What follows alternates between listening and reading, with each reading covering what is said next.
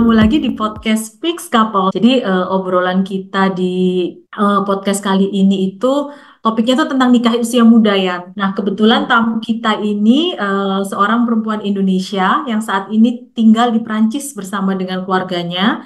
Ia nikah masih sangat muda banget di umur 21 tahun. Nah, bisa jadi langsung aja nih, gue tuh pengen tahu nih, apa sih alasan lu waktu itu mau nikah di usia yang masih sangat muda gitu ya, umur 21 tahun, itu udah kelar kuliah atau masih sambil kuliah, Sel? Jadi aku sebenarnya tuh nggak ada kepikiran waktu itu buat nikah muda. Aku waktu itu Mm-mm. kepikirannya ya pengen nikah sebelum umur 30 tahun aja gitu. Terus waktu itu aku posisinya masih kuliah di Prancis. Kenapa nikah muda? Nggak ada desakan dari orang tua atau desakan dari pihak manapun. Kita kayak ngerasa udah cocok berdua aja. Satu visi misi, satu pandangan politik juga, satu kepercayaan agama. Dan aku juga lihat dia orangnya rajin, terus nggak boros, pekerja keras. Ya kalau dari sisi financial juga udah klop lah ya, udah tahu habit-habitnya dia kayak gimana gitu. Dan terus kita mikirnya kayak ngapain nunggu orang tua juga udah setuju, ya udah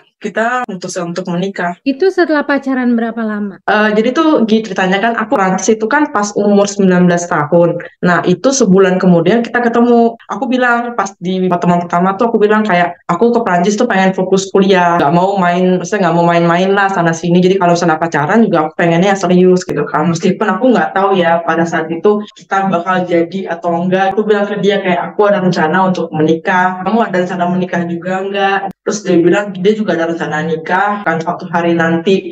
Jadi karena di pertemuan pertama kita udah ngomongin hal itu, jadi kayak pacarannya tuh udah ada maksudnya, pengen diseriusin. Meskipun waktu itu kita nggak tahu kita jodoh atau enggak. Nah itu dia kita udah mulai mikir begitu setelah setahun pacaran. Suami umur berapa pada saat itu, Gisel?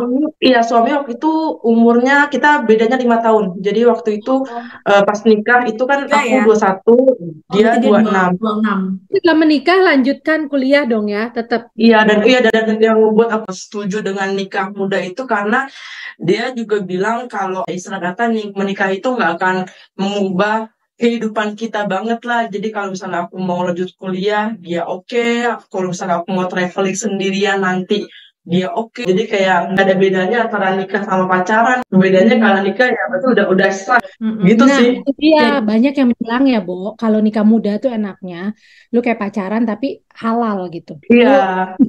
Lu boleh ngapa-ngapain karena lu udah nikah, tapi lu kayak masih pacaran karena lu masih muda gitu kan dan belum punya tapi anak. Iya. yang gue cukup salut itu di umur segitu, tapi suami sebetulnya di umur 26 sih ya. Dan dia komit Oh, juga gitu loh. Maksudnya kamu masih tetap boleh kuliah, kamu masih tetap asik jalanin kuliah, terus kemudian bahkan sempat kerja juga gitu ya, Sal ya? Iya, jadi kan aku kuliah 2 tahun itu terus kita nikah sipil pas aku masih kuliah terus nikah agama setelah aku barusan banget lulus kuliah gitu. Iya, aku udah dari awal udah bilang kan kayak dia tahu lah aku apa orang Indonesia yang udah sepayah ke Perancis dan emang aku pengen kuliah di sini, pengen membangun karir juga dan emang anaknya hobinya traveling juga gitu. Jadi dia kayak udah tahu dari awal aku mau begini dan aku maunya begitu. Itu tadi ya, selain misalkan, ya enak sih nikah muda gitu kayak kayak rasanya kayak masih pacaran aja gitu. Itu kan kayaknya sisi plusnya ya. Nah, kamu Iya. ada plus-plus yang lain atau ada minus yang lain nggak yang kamu rasain gitu? Enak nggak enaknya nikah muda? Sisi plusnya itu kita tumbuh bersama, terus karena temannya masih muda, jadi masih bisa menyesuaikan, masih mau kalau berubah, menyesuaikan dengan karakter satu sama lain. Mungkin kalau aku nikahnya udah lebih dewasa, lagi mungkin aku udah punya baggage yang lebih berat, kan akan lebih susah untuk beradaptasi dengan karakter dia gitu kan ya. Terus plusnya ya karena nikah muda, terus kan punya anaknya juga muda, karena kita punya anak itu setahun setelah menikah. Enaknya itu ya, jadi abis itu bisa fokus meniti karir. Berkaitan dengan tadi ya, enak ya punya anak ketika masih muda, memang benar, gue ngebayangin ya. I'm in my 40s gitu ya. Punya si Noah itu masih 3-4 tahun, masih lincah-lincahnya lari ke sana ke sini. Gue kadang merasa jompo gitu loh. Capek Ngejar-ngejar gitu anak ya. itu. Kalau masih muda jangan dianggap temen. Terus kayak Aduh Noah, I'm too old, please. Udah terlalu jompo, kayaknya badan pada pegel gitu kalau untuk ngadepin anak 3 tahun yang masih kicik-kicik gitu kan. Masih Mungkin seneng-seneng. beda sama Gisel gitu kan ya, yang bahkan ketika anaknya toddler belum 30 tahun itu kayak masih seger gitu ya. Kayak enaknya tuh gitu. Anak sekarang umur berapa, Gisel?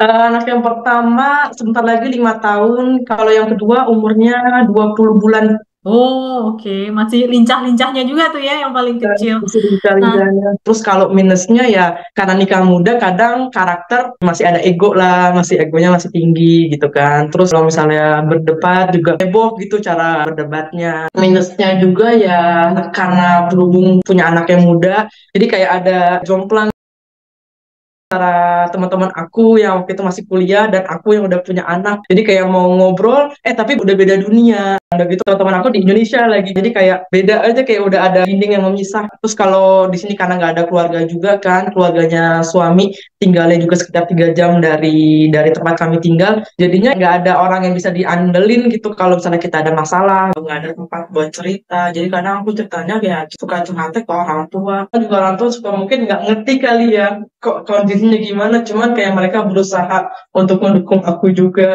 Gisel, tadi kan kamu sempat bilang tuh challenge terbesar ketika nikah muda itu adalah masih sama-sama ego. Egonya itu masih sama-sama tinggi gitu ya. Jadi kalau misalnya Iya, berantem suka mungkin fightingnya heboh gitu ya. Atau ya heboh. eh, ya terus kemudian apa namanya tadi kamu juga sempat ngomong dunianya kok jadi berbeda nih sama teman-teman yang sepantaran gitu ya.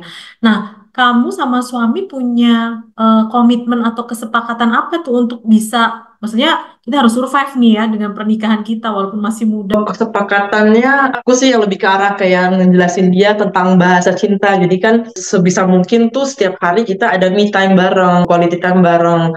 Meskipun ada anak atau misalnya kalau kerjaan sibuk, tapi ya minimal tuh sehari kayak kita ngeluangin 30 menit sampai 1 jam itu untuk berdua aja ngobrol. Entah mau ngeliatin video-video di YouTube, apa video-video kata ibarat kita video nggak penting pun kita liatin, kita tonton, yang penting me time. Jadi memang harus ada waktu bersama.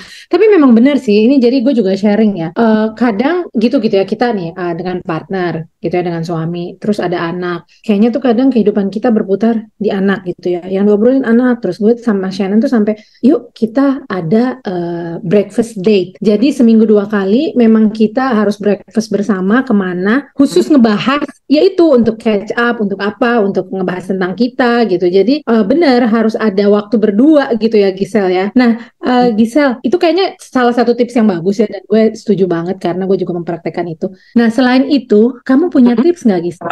Dari awal dibicarain bersama dengan pasangan, saling kasih ekspektasinya tuh apa aja dari dua pihak. Jadi biar pas nikah itu nanti nggak kaget ngomongin finansial nanti mau kayak gimana, terus punya anak mau berapa, terus siapa yang bakal ngurus anak, terus nanti misalnya kerja boleh nggak, maksudnya kalau udah punya anak istrinya boleh kerja atau enggak. Kayak tips-tips yang lain ya harus yakin dengan diri sendiri dan yakin juga dengan pasangan. Kira-kira ada nggak misalnya habit pasangan yang kita nggak bisa tolerin. Penting juga untuk bisa satu visi misi hidup, cara pandang, cara politik, cara ngasuh anak. Karena menurut aku itu syarat untuk punya fondasi yang kuat. Kalau udah fondasinya kuat, jadinya hal-hal lain itu detail aja sih Kak, menurut aku. Misalnya kayak cara dia masak atau apa, kayak nggak usah diributin. Yang penting hal-hal besarnya tuh sama dulu. Terus tips-tips lain mungkin finansial ya. Tapi kalau aku sendiri, kalau kami pribadi itu pas nikah juga dia kayak nggak mengimin-iminin kita bakal hidup kaya raya. Enggak sih Kak.